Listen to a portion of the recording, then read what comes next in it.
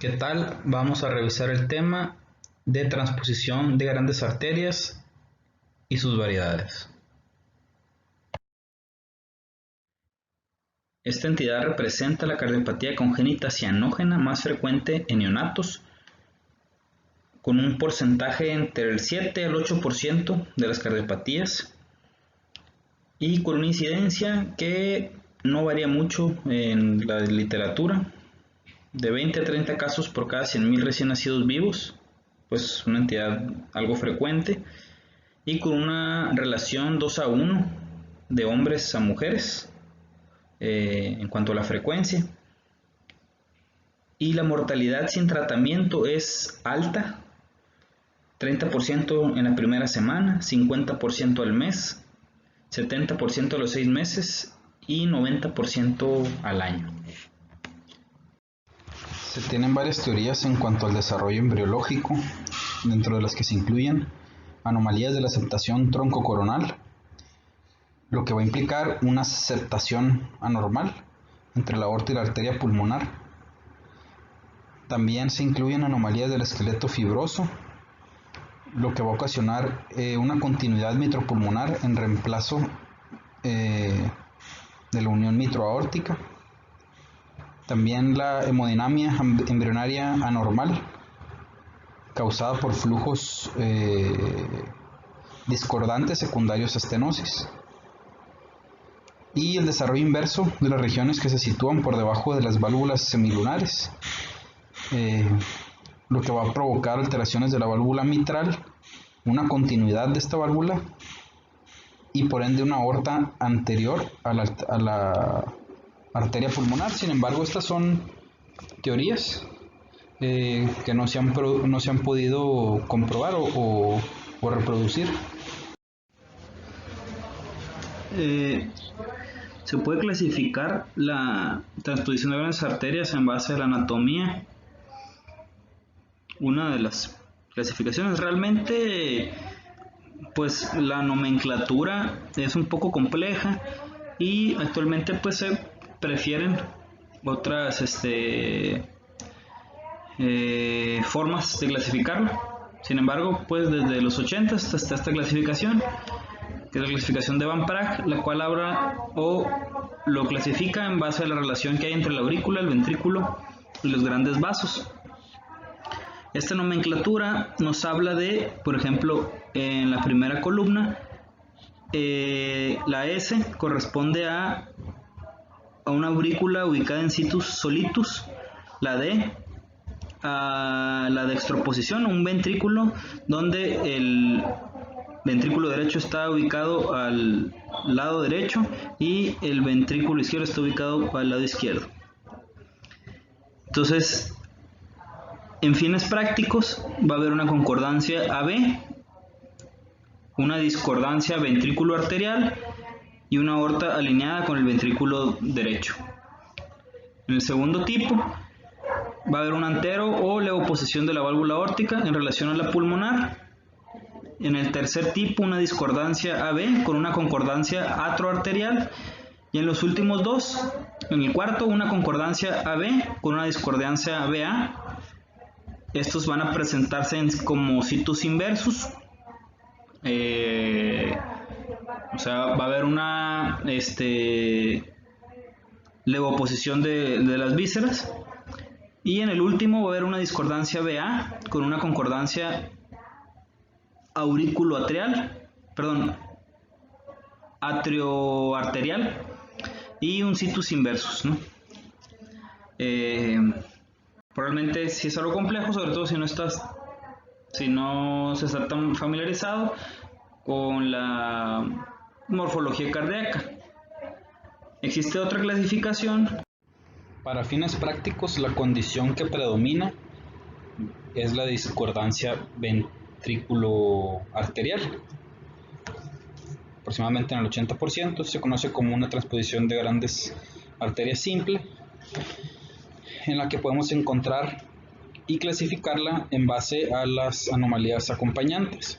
Por ejemplo, TGA con septum ventricular íntegro, TGA con defecto de septo ventricular, en la cual la C y B va a estar presente hasta en el 20%. La forma más común de CIB es la perimembranosa. Posteriormente, una transposición con persistencia del ducto arterioso, que se puede ver hasta en el 50% de los casos. Otra variante con una obstrucción de tracto de salida de ventrículo izquierdo, ya sea estenosis pulmonar o subpulmonar en el 5% de los casos, o doble tracto de salida de ventrículo derecho. Y el 75% van a cursar con una CIA o con un foramen oval permeable. Otro punto para tomar en cuenta es la clasificación en base al consenso de Leiden. Este nos habla de la distribución desde el punto de vista anatómico de las arterias coronarias. La trascendencia es que esto tiene impacto en los resultados del tratamiento quirúrgico. Bueno, se tiene que tomar en cuenta más bien para el planeamiento quirúrgico. Esto se toma un modelo en base a los patrones coronarios. Como se puede ver en la imagen de la izquierda, es como si un observador imaginario, que se ve aquí como un pequeño hombrecito, así lo refiere el libro, en el cual el seno coronario 1 está situado a la derecha. En sentido antihorario, el seno siguiente es el 2 y posteriormente el 3. Aquí también podemos ver en la imagen de la derecha cómo se distribuye ya pues un poquito más en otro corte. El patrón más frecuente, las arterias la arteria descendente anterior y la circunfleja se originan en el seno 1, mientras que la coronaria derecha la hace en el seno 2. Eso es en el 68% de los casos. Y en el otro 20% de los casos del seno 1 se va a originar la descendente anterior y del 2 la circunfleja y la coronaria derecha.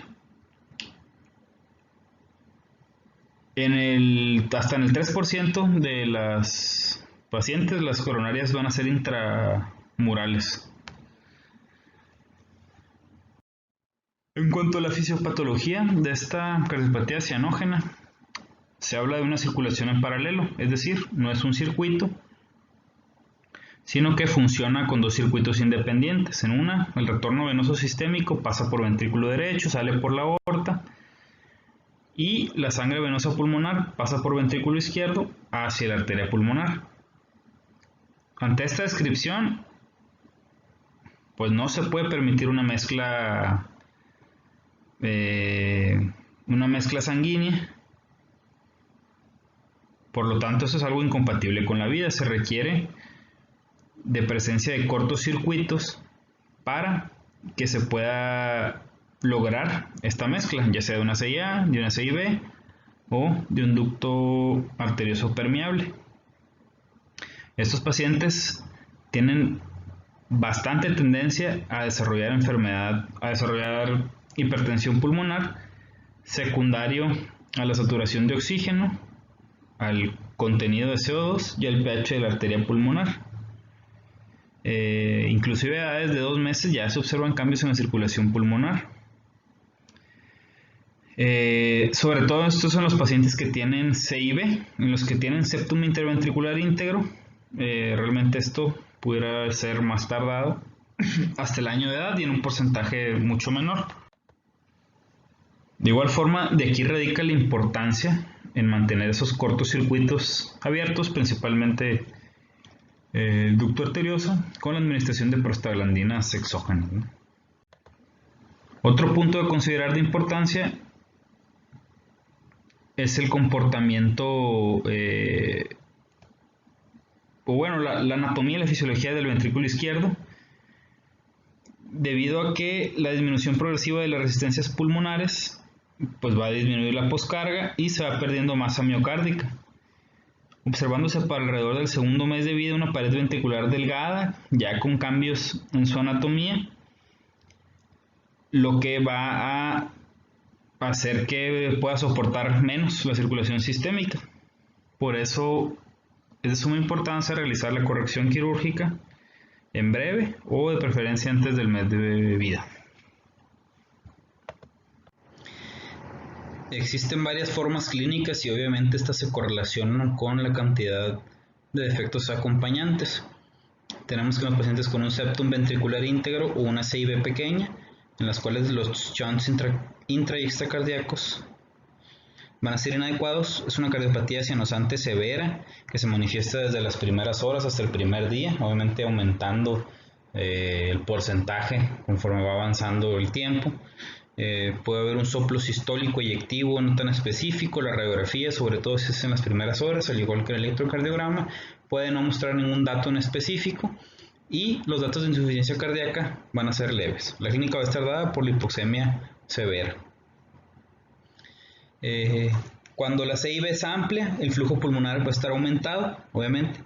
Puede haber cianosis leve, la cual se exacerba el llanto. Los signos de insuficiencia cardíaca congestiva pueden aparecer entre la segunda hasta la sexta semana, que es cuando empiezan a bajar las resistencias. Un soplo intenso, taquipnea por el mismo flujo pulmonar aumentado. La saturación la podemos encontrar entre el 75 y 90% y la PO2 en aproximadamente 40 milímetros de mercurio. Cuando hay una obstrucción al tracto de salida del ventrículo izquierdo, obviamente el flujo está restringido, la clínica se parece a un falot y van a empeorar los síntomas al disminuir el tamaño del ducto arterioso. Aquí clínicamente podemos tener un segundo ruido prominente y cuando se acompaña de coartación aórtica o de arco aórtico interrumpido, el flujo pulmonar va a aumentar y los síntomas respiratorios van a ser más notorios, con taquipnea, congestión pulmonar y obviamente fallo respiratorio secundario a esto. En cuanto al diagnóstico, se deberá tener la sospecha ante todo recién nacido cianótico sin respuesta a oxígeno, es decir, que falle el test de hiperoxia. En cuanto a pruebas complementarias, como por ejemplo el electrocardiograma, realmente pues no tiene hallazgos específicos. Puede haber una desviación del eje eléctrico hacia la derecha, puede haber datos de sobrecarga ventricular sistólica derecha. Sin embargo, en ocasiones que la CIB pues es considerable, se puede observar signos de sobrecarga biventricular. Pues prácticamente no nada específico. En cuanto a la radiografía de tórax, existe una triada que consiste en corazón ovoide, como vemos en la imagen, pedículo estrecho y flujo pulmonar normal o ligeramente aumentado cuando no hay CIB ni estenosis pulmonar.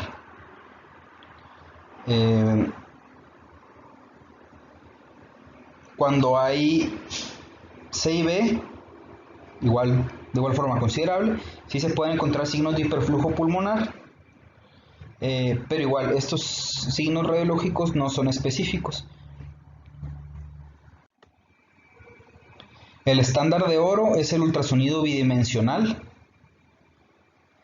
El cateterismo cardíaco no es de rutina, nada más cuando se vaya a realizar el Rashkind.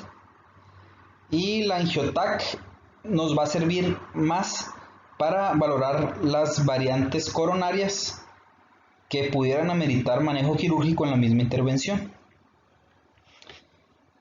Un aspecto importante sería valorar la función del ventrículo izquierdo, a su vez la anatomía, pues dependiendo de la morfología del ventrículo, pudiera diferir la técnica de Yatene o switch arterial y se podrían utilizar otros tipos de tratamiento como un cerclaje de la pulmonar para reentrenamiento del ventrículo. Realmente pues esto es controversial, depende pues de la experiencia que se tenga en cada institución. Estos pacientes van a tener una pobre respuesta al oxígeno Es decir, a pesar de la hipoxemia, no van a responder bien a las concentraciones altas de FiO2, lo que va a traer como consecuencia, secundario a la hipoxemia, un desequilibrio ácido-base importante, requiriendo inclusive la mayoría de las veces uso de infusiones de prostaglandinas para tratar de mantener el cortocircuito y mejorar el flujo pulmonar. Y en ocasiones uso de ventilación mecánica invasiva para tratar de mejorar ese consumo, de optimizar pues tanto la disponibilidad como la entrega de oxígeno. En pacientes que tengan un foramen oval pequeño o que el septum esté íntegro, se debería de considerar la técnica de Rashkin, que consiste en, mediante cateterización cardíaca, dilatar y introducir un balón para permeabilizar y así mejorar el flujo. Esto consiste en una arterioseptostomía. Se debe de valorar el inicio de vía enteral temprano, siempre y cuando estos pacientes no tengan cuadro de enterocolitis necrotizante. Y si la condición es de hiperflujo pulmonar, cuando el defecto es muy grande, se deberá considerar el empleo de diurético con la finalidad de mantener balances neutros o negativos, e inclusive el uso de vasodilatadores. En cuanto al manejo quirúrgico, el indicado es el switch arterial o cirugía de Yaten. Había otras correcciones que se efectuaban antes con mayor frecuencia, que era el Mustard y el Zenning. Estos eran correcciones fisiológicas. Sin embargo, los resultados a largo plazo son superiores con el switch arterial. Uno de los principales problemas de esta cirugía es el compromiso coronario y las obstrucciones del tracto de salida. Eso lo vamos a hablar más adelante cuando hablemos del pronóstico, pero generalmente este es un procedimiento el cual tiene muy buenos resultados, con una supervivencia a 5 años mayor al 80-90%. Este procedimiento, como podemos ver en la imagen de la izquierda, se va a realizar bajo hipotermia, bajo circulación extracorpórea. Se va a hacer una disección completa de los grandes vasos, liberando las arterias pulmonares. Se secciona el ducto arterioso y se extraen los botones coronarios. Se anastomosan a la neoaorta. Para la reconstrucción completa de la neoaorta va a haber que pasarla por anterior a la arteria pulmonar. Para la creación de la neopulmonar se va a usar un parche de pericardio del mismo paciente, es decir, un parche análogo, para reemplazar el tejido de las coronarias y evitar la tensión de la anastomosis. Otro procedimiento que se suele usar cuando hay fisiología univentricular es el procedimiento de Norwood y el Rastelli, cuando la TGA se acompaña de obstrucción del tracto de salida. Sin embargo, el procedimiento de elección en la mayoría de los casos es el switch arterial. La edad o cuando es necesario, o más bien cuando hay indicación de intervenir, a qué edad. Cuando el septum está íntegro dentro de los primeros 5 a 10 días, cuando haya defecto de septo, es decir, que haya CIB, que haya una PCA amplia, se puede diferir hasta de 6 a 8 semanas. Sin embargo, si el paciente desarrolla falla cardíaca, pues va a haber indicación de cirugía. En cuanto al manejo postquirúrgico, principalmente tenemos 3 situaciones con las cuales nos vamos a enfrentar muy comúnmente. Primero, la coagulopatía, el síndrome de bajo gasto cardíaco y el síndrome de fuga capilar. Esto pues sabemos, el primero y el último, asociados a los tiempos de circulación extracorpórea y el efecto de la bomba. Y el síndrome de bajo gasto cardíaco por los cambios hemodinámicos que trae la operación per se. todos esos cambios que va a haber una transición a una circulación sistémica pues normal. En cuanto al manejo ventilatorio de estos pacientes, realmente no hay una estrategia de ventilación. Se sugieren parámetros de protección pulmonar, esto con la finalidad de disminuir en lo posible las interacciones cardiopulmonares. Se habla de ECMO en caso de que el apoyo inotrópico sea excesivo para favorecer la recuperación del ventrículo. Si no hay defectos residuales posteriores a la cirugía, las metas de saturación y de PO2 son las de un paciente pues prácticamente normal. A nivel hemodinámico, los inotrópicos nos van a ayudar a disminuir o a tratar el síndrome de bajo gasto cardíaco. Se prefiere el empleo de doble de inotrópico, milrinona, y si con esto no basta, apoyarnos con epinefrina. La presión arterial media en neonatos o lactantes menores de 3 meses, 2 meses, será mantener unas presiones arteriales medias entre 35 y 45. Obviamente, pues esto va de acorde a la edad. El uso de calcio antagonistas y vasodilatadores. Los calcioantagonistas se utilizan en algunos centros, al igual que los vasodilatadores. Esto va a ser en caso en que la poscarga sea excesiva y no permite un adecuado desempeño ventricular. Entre los vasodilatadores que tenemos, pues está el nitroprusiato de sodio. Inclusive pudiendo usar nitroglicerina en casos de que haya signos de infarto. Por eso es muy importante el monitoreo electrocardiográfico por la presencia de arritmias auriculares y ventriculares.